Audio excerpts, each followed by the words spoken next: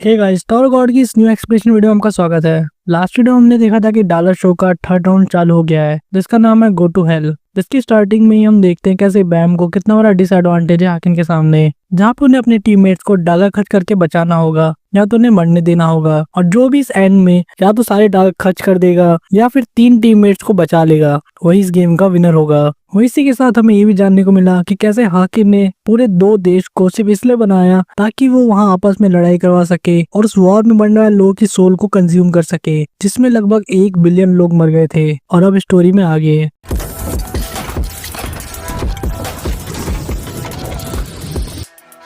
Story वहीं से start होती है जब बैम को हम देखते हैं कि उसे काफी ज्यादा गुस्सा आ गया है। उसका पूरा का पूरा ऑरा चेंज हो गया है, जो हाकिन को चिल्लाते हुए कह रहा है कि जो बात तुमने अपने मुंह से कही उसे वापस लो, अपने वर्ड्स को जो कि तुमने अपने टीममेट के बारे में बोली है कि कैसे उसकी जान कोई मायने नहीं रखती सिर्फ इसके अलावा कि वो यूज होने वाली है उसकी विक्ट्री में। जहाँ दूसरी तो उसका टीममेट और 10 के मार्क को भी क्रॉस कर चुका था। हाकिन ने इस तरह की बात जिंदगी में पहली बार सुनी थी। वो दोबारा बैम से पूछता है आखिर तुम कहना क्या चाहते हो, जिसे बैम गुस्से में उसे कहता है तुम पूरी तरीके से ट्रैश हो, तुम्हारे जैसे लोग कैसे एग्जिस्ट कर सकते हैं जो दूसरे लोगों की सफरिंग और उनकी सेक्रीफाइस की वैल्यू नहीं करते। वहीं हाकिन के साथी को अब लावा में गिराने के लिए काउंटडाउन चालू हो गया था। वही बैम हाकिन को कहता है कि तुम सिर्फ महान बहाने बना रहे हो ताकि अपने दिल को बहला सको, तुम्हारे जैसे लोगों के लिए किसी को भी अपना सेक्रीफाइस नहीं करना चाहिए। वहीं पे हाकिन की क्लोन भी इन चीजों को बहुत ही ज्यादा अच्छे से ऑब्जर्व कर रही थी। वहीं हाकिन जैसा गिरा इंसान हंसते हुए इतना ही कहता है तो क्या हुआ, तुम भला कर भी कर सकते हो, जिसपे बैम कहता है मैं उसे बचाऊंगा। वहीं काउंटडाउन अब 5 तक पहुंच चुका था और हम देखते कि कून समझ जाता है और बैम चिल्लाते उसे कहता है कि वो हमारी टीम में नहीं है। लेकिन हम देखते हैं हाकिन के सामने से बैम गायब हो चुका था। वहीं पे हाकिन नोटिस करता है कि बैम पहले से भी ज्यादा फास्ट हो चुका है, जो उसे बहुत ही ज्यादा शॉक करती है और इम्प्रेस भी। वही सामने खड़े बोरो और साची भी चिल्लाते हुए कह रहे थे कि नीचे चला गया, ये तो हमारा दुश्मन है। कून के दिमाग में भी यही बात चल रही थी कि बैम तुमने क्या किया, वो वैसे भी हमारा एनिमी है और वैसे भी काफी ज्यादा लेट हो चुका है उसे बचाने के लिए, क्योंकि काउंटडाउन अब $3 तक पहुंच चुका था। कोई सब देख के समझ गया था कि ये चीजें बैम को बिल्कुल उसके लिमिट पर पुश कर रही है, और अगर वो ऐसा करने की कोशिश करेगा और रेचल ने भी थोड़ी सी भी हाइट को बढ़ाया तो इससे बैम की भी जान जा सकती है। वही बैम वहां पहुंच गया था और कून को चिल्लाते हुए था कि उसे सबमरीन का गेट खोलना है, जो कून ना चाहते हुए भी क्योंकि एनिमी को बचाने के लिए उसे $10 खर्च करने पड़ते गेट को खोलने के लिए वैसा करता है। जकून अपने माइंड में भी सोच रहा था कि रेचल प्लीज किसी भी तरीके से हाइट को मत बढ़ाना पैसे खर्च करके, और हम देखते हैं कून ना चाहते हुए भी बटन दबा देता है जिसके वजह से सबमरीन का गेट खुल जाता है और $10 व्यूअर की टीम से कट जाते हैं, जो बाकी टीममेट्स को और भी ज्यादा शॉक कर देती है कि ब्लू टर्टल ने क्या किया। और इतने कम टाइम के अंदर हम देखते हैं कि बैम कैसे बोले सर को बचा लेता है उस लावा से। जब बैम और कून के एक्शन काफी ज्यादा अलग थे, वहीं पे बाकी लोगों को समझ नहीं आ रहा था कि आखिर कर क्या रहे हैं, इनके दिमाग में क्या चल रहा है। इन्होंने एनिमी टीम के आदमी को बचा लिया अपने डॉलर खर्च कर करके, और ये चीज हाकिन के क्लोन को भी काफी ज्यादा शॉक कर दी थी। वहीं पे गाइड भी सब चीजों को नोटिस कर रही थी, और इसके बाद अनाउंसमेंट होती है कि हाकिन की टीम को मिले हैं $10 एज अ रिवॉर्ड, जिसने अपने एक टीममेट को बचा लिया है। वही रैग काफी गुस्सा होके कहता है मुझे पता था ब्लैक टर्टल, ये बिल्कुल तुम्हारी जैसी हरकत है। जहाँ हम लोग ये भी नोटिस करते हैं कि बैम का चिंशू फ्लाई एकदम थोड़ा सा ही ऊपर था लावा के ऊपर, और हल्का सा भी अगर मिसकैलकुलेशन होता तो दोनों मार जाते। कून की हालत काफी खराब हुई थी, जो अपना सर पकड़ के बैठा था, उसे बिल्कुल बिलीव नहीं हो रहा था उसने अभी क्या किया, क्योंकि ये वो सिचुएशन थी जिसके बारे में पहले से टेंशन ले रहा था और आखिर वही हुआ। और अब रेचल भी मजे लेते हुए कून से कहती है मैंने तुम्हें शुरू में ही कहा था कि बैम तुमसे काफी अलग है और वो किसी को मरते हुए ऐसे नहीं देख सकता शांति से, चाहे वो एनिमी क्यों ना हो। लेकिन रेचल का कहना था कि वो सबसे ज्यादा सरप्राइज इस चीज ने किया कि कून ने अपने पैसे खर्च कर दिए सबमरीन का गेट खोलने के लिए, और उससे मजे लेते हुए यहाँ तक कहती है कहीं ऐसा तो नहीं कि बैम की काइंडनेस कंटेजियस है जो कि बीमारी की तरह कून को भी लग गई है। वही अपना कून अपना सर पकड़े खुद को कोसे जा रहा था, ये कहते हुए किसी बिल्कुल विश्वास नहीं हो रहा उसने अभी क्या कर दिया। इतना बढ़िया होना दूसरों के लिए उसके दिल के लिए बिल्कुल भी अच्छी चीज नहीं है। वही रेचल उसे ताना मारते हुए कहती है कि अब रिग्रेट करने से क्या होगा, जो होना था वो तो तुमने कर ही दिया। लेकिन कून अब उसे जवाब देता ही कहते हुए कि तुम अपना मुंह बंद रखो, तुमने भी तो $10 खर्च नहीं किए एसिड का हाइट बढ़ाने के लिए। तुम अगर चाहती तो बैम को सिर्फ $10 के अंदर ही मार सकती थी, लेकिन तुमने भी ऐसा नहीं किया। उससे यहाँ तक कहता है कि रेचल कहीं तुम सेंटिमेंटल तो नहीं हो रही हो बैम को लेके, और आखिर तुम चाहती क्या हो अगर तुम बैम को मारना नहीं चाहती तो, और क्या रियलिटी में तुम उससे हेट करती भी हो या नहीं। तुम्हें अपना माइंड जरूर बना लेना चाहिए कि तुम चाहती क्या हो, क्योंकि ऐसे अजीबोगरीब एक्शन से मुझे कुछ समझ नहीं आता कि तुम बैम को लेकर चाहती क्या हो, और अगर तुम उसे बिल्कुल भी यूज करना चाहती हो अपने मतलब के लिए तो ऐसा तो मैं होने नहीं दूंगा। जहाँ रेचल सिर्फ इतना ही कहती है कि मैं चाहती हूँ कि बैम मेरे पीछे बिल्कुल ना आए, और मैं बिल्कुल सीरियस हूँ इस बात को लेकर, और तुम्हें ये बात बहुत पहले से ही पता है। बैम मेरा पीछा अपने फ्री विल की वजह से अपने मन से कर रहा है, जिस पर कौन फाइनली ये डिसाइड होके कहता है कि अब जो भी होगा, बैम जो भी डिसीजन लेगा वो उसे फॉलो करेगा पूरी तरह से, बिना अपना दिमाग लगाए। वही बैम वापस हाकिन के सामने आ गया था समरीन ऑफ चॉइस के पास। जहाँ उसकी शक्ल से हमें पता लगता है कि उसकी कितनी ज्यादा एनर्जी यूज हो गई ये चीज करने में, जहाँ वो अभी बहुत बुरी तरीके से हाफ रहा था। वहीं पे साची बोरी को कहता है कि उसे एग्जैक्टली तो नहीं पता कि क्या चल रहा है बैम के दिमाग में, लेकिन शायद वो किसी को मरते हुए नहीं देखना चाहता। और एक चीज और जो कि उसने एब्जॉर्ब की, हर बार नीचे जाने के साथ ही बैम पहले से भी ज्यादा फास्ट होते जा रहा था, जो ये काफी स्ट्रेंज है, लेकिन फिर भी वो काफी ज्यादा थका हुआ भी दिख रहा था।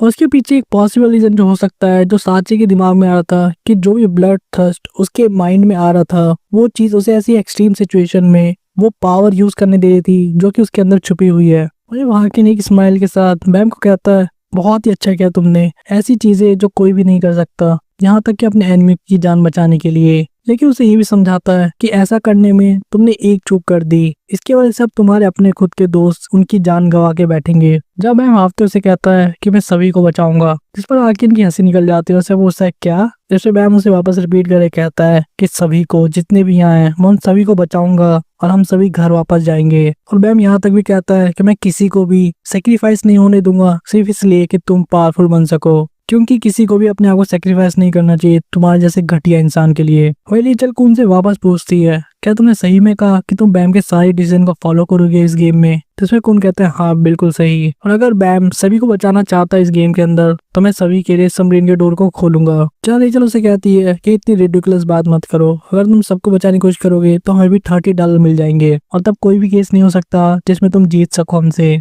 जिस पर कून उससे कहता है कि हाँ मुझे पता है, लेकिन बैम ऐसा ही है, और यही उसकी अच्छाई थी जिसे तुमने ठुकरा दिया और तुम उसे दूर भाग गई, और इसीलिए मैं बैम के सारी चॉइसेस को फॉलो करते रहूंगा। और वैसे भी अब ये गेम तुम्हारे और मेरे बीच नहीं, बल्कि तुम्हारे और बैम के आइडियाज के बीच में है, और अगर तुम यहाँ हारी तो इसका सीधा सा ये मतलब है कि तुम बैम से हार जाओगी। हम देखते बैम का ऑरा पहले से भी ज्यादा खतरनाक हो चुका था। जब बोरो, साची सभी लोग उसकी बातें सुन रहे थे, जब बैम कह रहा था कि रियल सैक्रिफाइस वो नहीं होता जिसका तुम अभी तक बोल रहे थे, सैक्रिफाइस का तो वो मतलब है कोई अपनी जिंदगी की दाव लगा दे उन लोगों को बचाने के लिए जिनको प्यार करता है, और जो तुम्हारे रीजन है उससे कई ज्यादा महान होता है किसी का सैक्रिफाइस अपने लव वन के लिए।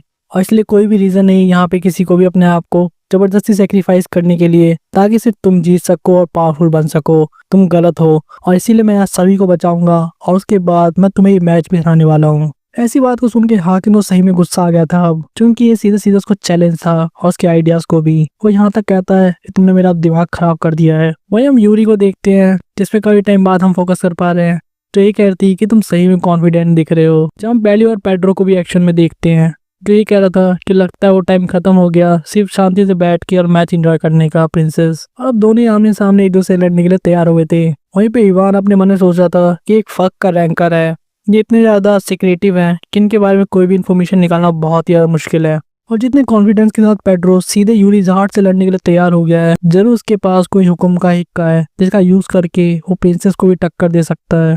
वही पेड्रो से कहता है कि अगर जहाज ने सही में कोई ऑर्डर इशू कर दिया है तो कुछ ही टाइम बाद ही यहाँ पे बहुत सारे रैंकर आने वाले हैं, लेकिन जैसे तुम एक बार मर जाओगी तो उससे क्या फर्क पड़ेगा। जहाँ प्रिंसेस कहती है इसके बारे में तुम टेंशन मत लो, ये बहुत ही पर्सनल है और मैं मरने वाली नहीं, ये वैसे भी तुम्हारे और मेरे बीच में है। ये सुनकर पेड्रो अपने आप को पावर अप करना शुरू कर देता है, जो उसकी आंखें भी पहले से आज चमक रही थी, और वो कहता है तुम्हें अपने ऊपर बहुत ही ज्यादा कॉन्फिडेंस है यूरी हजार्ड, इसीलिए लगता है तुम सबसे ज्यादा फेमस रैंकर्स में से एक हो इस टावर में।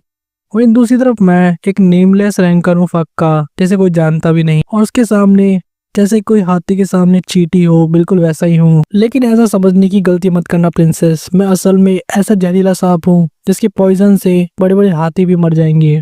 तो सुनकर इवान प्रिंसेस को ये कहता है कि प्रिंसेस आप अलर्ट रहना, ये जरूर कुछ छुपा रहा है।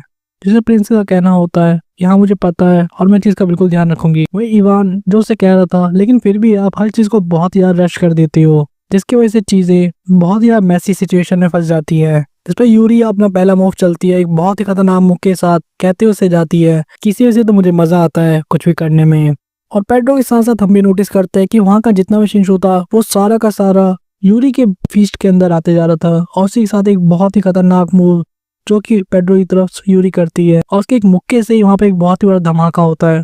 और इससे पहले कि इसको सही से समझ पाता और इसे संभल पाता, यूरी का एक और मुक्का उसकी तरफ आता है, जिससे वहाँ पे एक और बहुत बड़ा एक्सप्लोजन होता है। और बात यहीं तक खत्म नहीं होती, यूरिया इसके बाद एक और फॉलो अप मुक्का मारती है, जिससे और भी खतरनाक एक्सप्लोजन होता है और हम देखते हैं धूल हटने के बाद क्या बहुत ही बड़ा गड्ढा हो गया है। लेकिन प्रिंसेस के साथ साथ हम लोग भी शॉक हो जाते हैं देख के कि पेड्रो अभी भी खड़ा था बिल्कुल ठीक ठाक, जिसे इवान को भी थोड़ा सा शॉक तो जरूर लगा था जब पेड्रो से कहता है तुम सही में प्रिंसेस हो, वो भी हाफ फैमिली की जो बहुत पावरफुल होते हैं। वही इवान यूरी को कहता है कि प्रिंसेस उसके पीछे देखिए। पेड्रो अपनी बात को कंटिन्यू करते हुए कह रहा था कि अगर मैं डायरेक्ट हिट ले लेता तुम्हारे एक भी मुक्के की तो मैं सही में डेंजर में पड़ जाता।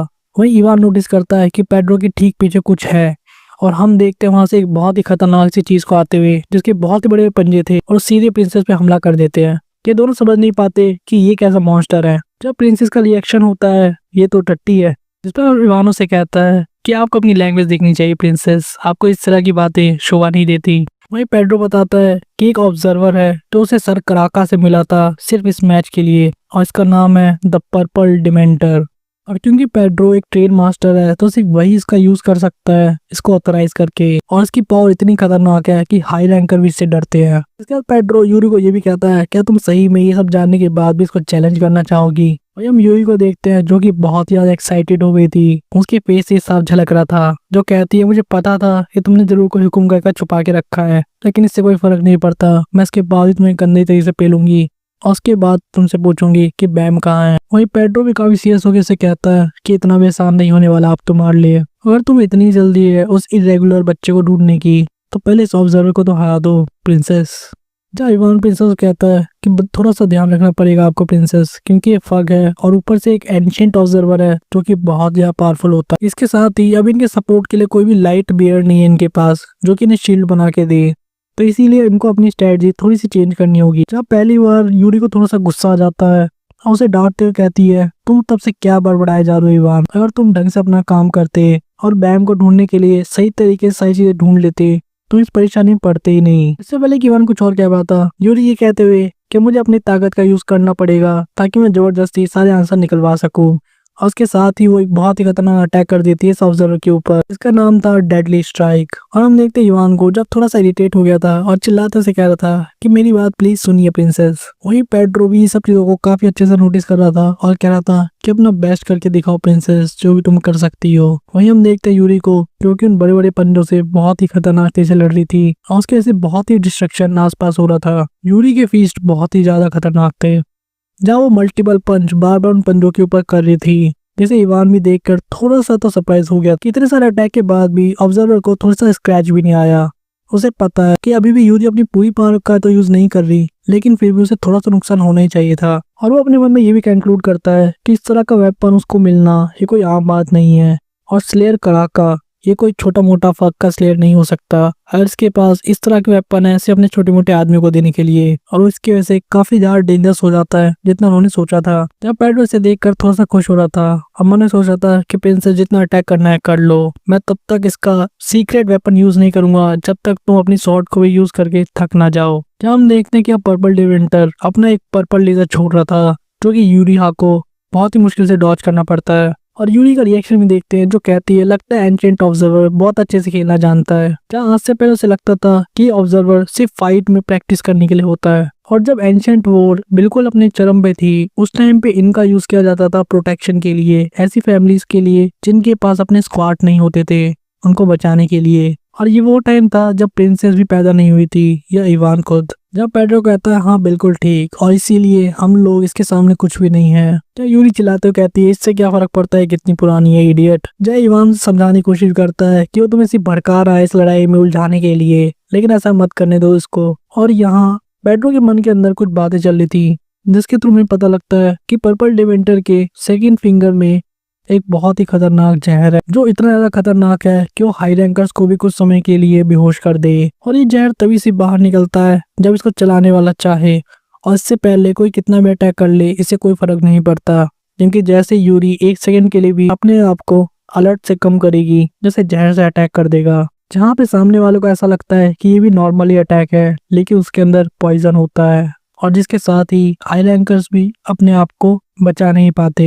जहाँ सामने में यूरी अभी भी उस पर्पल से लड़ रही थी जिसके पंजे बार बार उसकी बॉडी के आसपास आ रहे थे, तो बहुत ही मुश्किल से यूरी डॉज कर रही थी। और एक हम देखते हैं कि वो पर्पल डिवेंटर रुक गया। पेड्रो को समझ नहीं आता कि एकदम से कैसे रुक गया। तो यूरी से समझाती है तुम कुछ ज्यादा ही ऑब्वियस नहीं हो। और यूरी ये कहती है कि इतने सारे अटैक्स में से अभी तक से वो सेकंड फिंगर ही है राइट हैंड की जिसने कोई भी अटैक नहीं किया। कितनी अजीब बात है ना। और कोई भी समझ सकता है अपने बैटल को ऑब्जर्व करके कि जरूर ये फिंगर कुछ कर सकती है, जैसा कि कोई सीक्रेट वेपन। ये सुनकर पेड्रो की आंखें फटी फटी रह जाती है। और इसी साथ यूरी का सबसे खतरनाक अटैक चालू होता है जो उस उंगली को तोड़ के रख देती है, ये कहते हुए कि चाहे कितना भी ग्रेटेस्ट ऑब्जर्वर हो, जब कोई इडियट उसे हैंडल करेगा तो कुछ भी नहीं रह जाता। हम देखते हैं उसके टूटते के साथ ही सारा पॉइजन जमीन पे गिरने लगता है, जिसे यूरी भी देख के पहचान जाती है और उसे कहती है यू स्नीकी बास्टर्ड। और रास्ते में ये भी कहती है कि ठीक है मैं मानती हूँ मैं थोड़ी सी मॉन्स्टर हूँ, लेकिन फिर भी तो मुझे जहर तो नहीं देना चाहिए था। वही पास में खड़ा हुआ इवान मन में ही सोच रहा था कि क्योंकि यूरी बाहर से तो शिंशु यूज नहीं कर सकती यहाँ के रिस्ट्रिक्शंस की वजह से, तो क्या उसने सीधे शिंशु की बॉडी के अंदर इंजेक्ट कर दिया और इस ऑब्जर्वर को अंदर से ही तोड़ दिया। और हम थोड़ा सा इवान को रिलैक्स करते हुए देखते हैं जो मन में सोच रहा था कि अच्छा है आपका दिमाग सिर्फ ऐसे ही नहीं है बल्कि कुछ काम भी करता है। वहाँ हम पेड्रो को थोड़ा सा डेस्परेट होते हुए देखते हैं तो चिल्लाते हुए कह रहा था कि सिर्फ एक यही ट्रिक नहीं है जो कि पर्पल डिमेंटर के पास है, जिसके साथ ही उस ऑब्जर्वर में से एक बहुत ही बड़ी एनर्जी बिल्डअप होनी शुरू हो जाती है। इसे देखकर यूरी काफी तेजी से पेड्रो की तरफ बढ़ती है चिल्लाते हुए कि सरेंडर कर दो, अब तुम्हारे खिलौना अब किसी काम का नहीं। वहीं पे हम देखते हैं कि पेड्रो कहता है कि जब तुम्हारा सारा ध्यान उस उंगली पर था तो मेरे को मौका मिल गया एक बहुत ही खतरनाक हाई डेंसिटी शिंशु ब्लास्ट करने का, और ये जो एनर्जी तब से बिल्डअप हो रही थी ये बेसिकली एक तरीका बॉम्ब बन रहा था। फैन भी इस चीज को समझ जाता है और चिल्लाते प्रिंसेस कहता है कि बहुत ही ज्यादा जानलेवा है, इसको जल्दी से डॉज करो। तो प्रिंसेस कहती है ओकी डोकी बिल्कुल सही, लेकिन इसका तरीका थोड़ा सा अलग होगा। और हम देखते हैं यूरी को सबसे पहली बार एक अलग ही शिंशु ब्लास्ट बनाते हुए जो कि काफी ज्यादा छोटा था, लेकिन जो एनर्जी यूरी ने बिल्ड की थी हमें पता लग पाता है कि ये हाफ फैमिली का एक बहुत ही स्पेशल टेक्निक है जिसका नाम है शिंशु हाडोकेन। यूरी है special skill the red velvet sword जो कि शिंशु को काफी हाई एनर्जी में चेंज करके एक सॉर्ड की तरह अटैक कर पाती है। और हम देखते हैं कि पूरा का पूरा ऑब्जर्वर ब्लास्ट हो गया है और लास्ट में देखते हैं यूरी की एक बहुत अच्छी सी स्माइल जो हंसते हुए सोच रही होती है कि ये पुराना कचरे का डब्बा आखिरकार जल ही गया। अब पेड्रो भी थोड़ा सा निराश हो गया था, अब मन में सोच रहा था कि इसकी वजह से अब चीजें काफी ज्यादा कॉम्प्लिकेटेड हो चुकी हैं। वहीं उतने में यूरी उसके ऊपर एक बहुत ही खतरनाक पंच से अटैक कर देती है बिल्कुल उसके पास आकर एकदम से, लेकिन सबकी सरप्राइज के लिए पेड्रो से बहुत ही आराम से डॉज कर जाता है। इसका देख के इवान भी काफी सरप्राइज होता है कि प्रिंसेस की फीस्ट काफी ज्यादा तेज थी फिर भी उसे पेड्रो ने डॉज कर दिया, जिसके बाद यूरी अपने पंचेस को और भी ज्यादा तेज कर देती है, लेकिन पेड्रो सबको डॉज कर जाता है। जिसपे यूरी इम्प्रेस होकर उसे कहती है कि तुम सही में उतने भी बेकार नहीं हो जितने दिखते हो और शायद तुम जहाज के रॉयल गार्ड में भी एक पोजीशन पा सकते हो। इसे पेड्रो कहता है कि कॉम्प्लीमेंट करने के लिए थैंक यू, लेकिन ऐसा हो नहीं सकता क्योंकि मेरी जिंदगी का सिर्फ एक ही मकसद है और वो है तुम्हें जान लेना। जिसके साथ ही पेड्रो अपना पहला अटैक करता है जो कि पूरी जमीन को फाड़ के रख देता है। जिस पर यूरी का कहना है कि अगर ऐसा है तब तो मुझे तुम्हें एक बहुत ही प्रॉपर फाइट देनी चाहिए। जिसके साथ ही हम देखते हैं कि उसकी मुट्ठी अब और भी ज्यादा ग्लो करने लग गई थी और इसी फीस्ट के साथ ही अब वो एक बहुत ही खतरनाक पंच पेड्रो के सीधे पेट पे करती है, ये कहते हुए तुम अपने सारे पापों का हिसाब यहीं चुकाना होगा जो तुमने दूसरे लोगों की जिंदगियों के साथ खेल कर किया है। पेड्रो भी ये चीज समझ चुका था कि इस डॉज को नहीं कर सकता। यहाँ पे यूरी कहती है कि तुम्हें पता है मैं इस पंच को क्या कहती हूँ, इसका नाम है अ न्यूक्लियर पंच, जो कि सीधे जाके पेड्रो के मुंह पर पड़ता है और उसे नॉकआउट करके रख देता है। जब यूरी उसे हवा में उड़ते हुए देखती है और मन में सोचती है कि सही में बहुत अच्छा लगा ये पंच मारने के बाद। यूरी के इस हिला देने वाले एक्शन के बाद और इस खतरनाक न्यूक्लियर पंच जिससे पेड्रो नॉकआउट हो गया, आने वाले वीडियोस में आप देखोगे कि बैम और हाकिन के फाइट का आखिर क्या कंक्लूजन निकलेगा, क्योंकि अब पेड्रो पिक्चर से बाहर हो चुका है। अब स्लेयर कौन बनने जाएगा और इस पूरी हेल ट्रेन का आखिर होगा क्या जब उसका कंडक्टर ही पेला गया। तो ये सब चीजें जानने के लिए टोरो गॉड की इस एक्सप्लेनेशन को यहीं पे खत्म करते हैं और ये सारे आंसर्स अगर आपको चाहिए तो आप हमारे नेक्स्ट वीडियो के लिए वेट कर सकते हैं। तब तक के लिए अगर आपको वीडियो पसंद आई हो इस वीडियो को लाइक कर सकते हैं, चैनल को सब्सक्राइब कर सकते हैं, इस वीडियो को ज्यादा शेयर करके हमें सपोर्ट कर सकते हैं और हमें कमेंट करके सजेस्ट कर सकते हैं कि आपको और कौन सी टॉपिक्स के ऊपर वीडियोस चाहिए। तो तब तक के लिए बाय गाइस।